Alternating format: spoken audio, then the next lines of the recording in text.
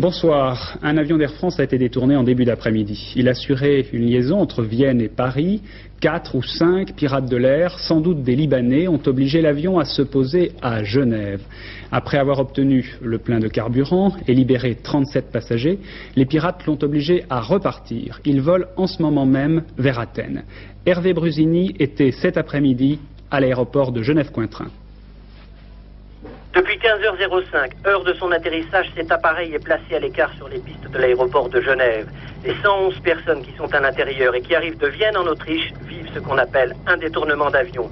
4 terroristes qui s'expriment en arabe viennent en effet de s'emparer de l'appareil et demandent à la tour de contrôle qu'on ravitaille immédiatement l'avion. Armés de mitraillettes et de nombreuses grenades, ils veulent tout de suite repartir vers une destination qui n'a rien à voir avec celle prévue, l'aéroport Charles de Gaulle à Paris. Ils veulent se rendre à Sofia. Le gouvernement suisse se réunit alors en état-major de crise. Le consul général de France est là, avec à ses côtés un émissaire de Gaston Defferre. Et à 16h04, devant le ravitaillement qui tarde, les terroristes menacent de faire sauter l'avion. À la même heure, et c'est une pure coïncidence, au sein même de l'aéroport, survient une alerte à la bombe immédiatement résolue par l'enlèvement d'un paquet déclaré suspect. À 16h17, c'est le décollage, sans autorisation de l'aéroport, destination Athènes. Athènes, qui pourtant, comme Sofia, a refusé pour l'instant de recevoir l'avion. 37 personnes ont pu être libérées 2 heures après l'atterrissage. 11 hommes, 13 femmes et 13 enfants. Des femmes et des enfants qui attendent avec angoisse la suite des événements que vont vivre ceux de leurs familles qui sont restés dans l'avion.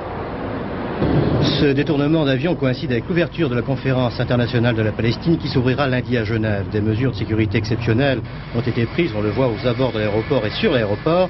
Ce déploiement de force n'a pu empêcher le détournement ni même contraindre les pirates. Tout cela doit bien inquiéter les autorités suisses puisqu'au moins 95 pays sur les 157 membres des Nations Unies ont déjà fait savoir qu'ils participeraient à cette conférence. Et pourtant les Suisses ont pris au sérieux la sécurité des participants, la preuve ce panneau en plusieurs langues et la mine déterminée de ce soldat. Si nous obtenons de nouvelles informations, bien sûr, nous vous tiendrons au courant de ce détournement tout au long de ce journal.